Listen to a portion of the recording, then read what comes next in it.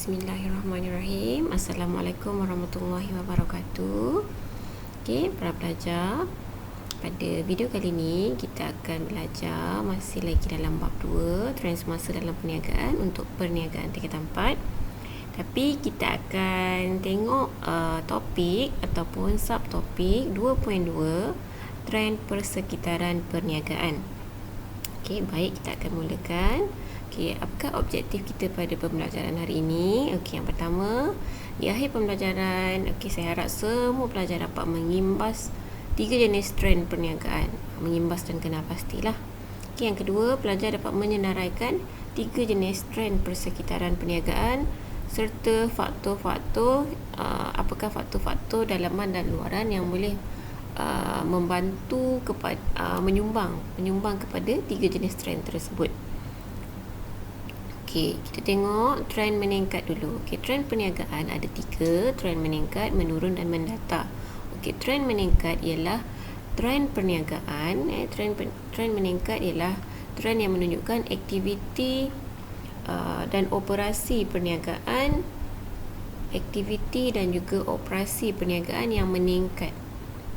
Okey, jadi apakah yang menyumbang kepada peningkatan aktiviti dan operasi ni tadi? Okey, ada 2 faktor. Yang pertama faktor dalaman dan yang kedua faktor luaran. Okey, apakah faktor dalaman? Faktor-faktor dalaman ialah faktor-faktor yang dapat dikawal oleh perniagaan itu sendiri. Dan faktor-faktor dalaman ini ialah faktor-faktor yang datang dan puncanya daripada perniagaan itu sendiri, dan perniagaan itu dapat kawal sebab memang dia yang memang faktor tu datangnya daripada dalaman perniagaan kita sendiri, tidak melibatkan orang luar. Okey, contohnya pekerja kita yang kita pilih sendiri, hasil daripada aktiviti saringan kan, saringan temu duka. Okey, kemahiran. Okey, apa pekerja yang berkemahiran, yang kreatif, yang rajin, yang berdisiplin menyumbang kepada trend meningkat dalam kita punya perniagaan. Okey, faktor dalaman ni ada banyak lagi. Salah satunya pekerja lah. Okey, untuk jenis-jenis faktor dalaman ni penerangan lebih lanjut nanti dekat dalam tajuk seterusnya ya. Okey, faktor yang kedua, faktor luaran. Faktor luaran ni ialah faktor yang perniagaan kita tak mampu nak kawal. Sebab faktor luaran ni datangnya daripada pihak luar dan persekitaran perniagaan kita. Jadinya faktor luaran ni, sekiranya faktor-faktor luaran yang ada di persekitaran perniagaan kita negatif, dia akan memberi ancaman. Tapi kalau faktor luaran ni positif, memberi kesan positif pada perniagaan kita, dia akan memberi peluang dan akan menyebabkan trend perniagaan kita meningkat. Contohnya persekitaran yang bagus, alam sekitar yang bersih di sekeliling perniagaan kita, keadaan ekonomi yang pesat, kuasa beli pengguna yang tinggi menyebabkan barang kita banyak orang beli. Okey, ini adalah contoh-contoh faktor luaran yang kita tak dapat kawal. Jadi sekiranya faktor-faktor luaran ni bagus, dia akan menyumbang kepada peningkatan ekonomi perniagaan kita. Jadi perniagaan kita akan mengalami trend meningkat. Okey, yang kedua, trend menurun. Trend menurun ni maksudnya aktiviti dan operasi perniagaan menurun. Okey, menurun. Okey, mengalami penurunan dari segi aktiviti dan operasi. Okey, sama juga ada 2 faktor, faktor dalaman dan faktor luaran. Okey, untuk faktor dalaman yang ni, okey, saya letak contoh gaya pengurusan. Gaya pengurusan ni macam mana cara pihak-pihak pengurusan dalam perniagaan kita ni menguruskan perniagaan kita. Jadi gaya pengurusan ni faktor dalaman lah, sebab kita yang tentukan kita nak perniagaan kita diuruskan dengan cara yang macam mana. Okey, jadi gaya pengurusan yang tidak sesuai, sumber pekerja yang kurang produktif dan pemasaran yang kurang berkesan. Okey, kat sini ada tiga faktor dalaman: gaya pengurusan, pekerja dan juga pemasaran. Ketiga-tiga ni sekiranya tidak disesuaikan dengan premis kita, dengan perniagaan kita, akan menyumbang dalam trend menurun. Okey, contoh gaya pengurusan yang tidak sesuai ialah gaya pengurusan yang autokratik. Contohnya autokratik, majikan terlampau tegas, menyebabkan pekerja memang buat kerja tapi motivasi tak ada. Okey, sumber pekerja kurang produktif. Ini menyebabkan pekerja kurang produktif lah. Okey, dan pemasaran yang kurang berkesan, maksudnya kita kurang buat aktiviti promosi. Okey, ni semua kita yang tentukan, kita yang kawal. Okey, faktor luaran pula yang menyumbang kepada trend menurun ialah persekitaran dan keadaan ekonomi yang tidak memberangsangkan. Contohnya macam keadaan COVID-19 ni menyebabkan perniagaan kita mengalami trend menurun, terpaksa tutup kedai. Itu semua di luar kawalan kita, sebab tu dia dalam faktor luaran. Okay, trend yang ketiga ialah trend mendata. Trend mendata ni maksudnya tiada apa-apa perubahan, keadaan yang konsisten dekat dalam perniagaan kita, sama je, aktiviti dan operasi perniagaan tak ada perubahan. Okay, keadaan yang konsisten. Okay, maksudnya kat sini bila konsisten, perniagaan kita perlu ada rancangan yang baru untuk meningkatkan aktiviti perniagaan kita. Dia tak naik dan tak turun, okey, tetapi bila perniagaan itu mendata sahaja tak baguslah, tak ada peningkatan. Jadi perlu ada rancangan atau strategi yang dibuat untuk meningkatkan aktiviti perniagaan. Okey, seterusnya kita masuk tajuk 2.2.4, pasaran. Okey, pasaran ialah keadaan berlakunya urus niaga antara penjual dengan pembeli pada satu tingkat harga dan masa yang dipersetujui oleh kedua-dua pihak. Okey, jadi kat sini kata kuncinya ialah urus niaga, penjual dan pembeli, harga dipersetujui oleh kedua-dua pihak.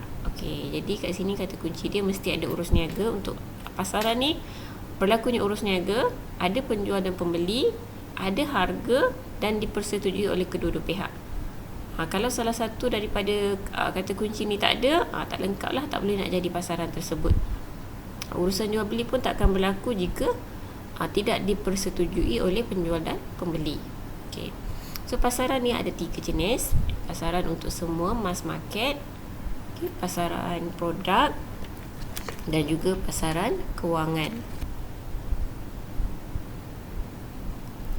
Okey, pasaran untuk semua, mass market, ialah produk yang dikeluarkan untuk ditawarkan kepada semua pengguna, dan biasanya dalam mass market ni produk yang ditawarkan ialah barangan keperluan lah. Contohnya sabun, makanan. Maksudnya dia tak ada golongan tertentu yang dia fokuskan. Memang barangan keperluan ni memang semua orang gunakan, makanan, pakaian. Okey. Yang kedua, pasaran produk. Okay, pasaran produk ialah berkaitan dengan permintaan dan penawaran semua jenis produk seperti makanan, pelancongan dan perumahan. Okay, maksudnya kat sini, dekat dalam pasaran produk ni, fokus dia kepada produk sahaja. Produk sahaja. Okay, kalau dekat pasaran untuk semua ni, dia boleh jadi produk, dia boleh jadi perkhidmatan. Okay. C. Pasaran kewangan, berkaitan dengan jual beli saham dan sekuriti, pertukaran wang asing, pinjaman dan pelaburan. Okey, jadinya dekat dalam pasaran kewangan ni dia berkaitan dengan penjualan unit-unit saham, jual beli saham pemilikan, sumbangan modal dalam perniagaan, okey, jual beli modal kewangan, security, tahap jaminan dalam kita punya sektor keuangan, pertukaran wang asing, jual beli wang asing untuk aktiviti forex ataupun pelancongan, okay, pinjaman dan pelaburan. Pinjaman ni biasalah, pelaburan, aktiviti pelaburan. Okay, so basically yang C ni adalah untuk produk-produk yang ada dalam pasaran kewangan lah. Okay, produk yang ada dalam pasaran kewangan ni itulah pinjaman, pelaburan. Dia tak samalah dalam pasaran produk-produk ni, benda yang kita nampak, yang awak tahulah produk barangan. Kalau pasaran kewangan ni macam pinjaman, pelaburan tu kita tak nampak. Produk-produk kewangan ni kita tak nampak. Okay.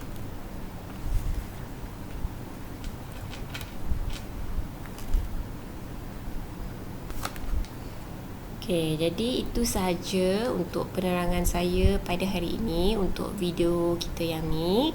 Okey, jadi saya ulang balik. Okey, sebelum saya akhiri video saya ulang balik apa yang telah kita pelajari pada hari ini ialah tentang 3 jenis trend, iaitu trend menurun, meningkat dan mendatar, serta apakah faktor-faktor dalaman dan luaran yang menyumbang kepada terjadinya trend meningkat, menurun dan mendatar. Okey, kemudian kita belajar juga di akhir slide kita hari ini, kita belajar tentang jenis-jenis pasaran. Ada 3 jenis. Okey, jadi saya harap kamu boleh senaraikan dan kenal pasti 3 jenis trend serta 3 jenis pasaran yang ada di Malaysia ni. Okey, itu sahaja pembelajaran kita untuk video kali ini. Okey, diharap kamu semua boleh bertanya dekat dalam grup Telegram kita sekiranya ada soalan. Okey, saya akhiri video saya pada hari ini dengan tasbih kifarah dan surah Al-As. Okay, Assalamualaikum. Kita jumpa lagi dalam video seterusnya.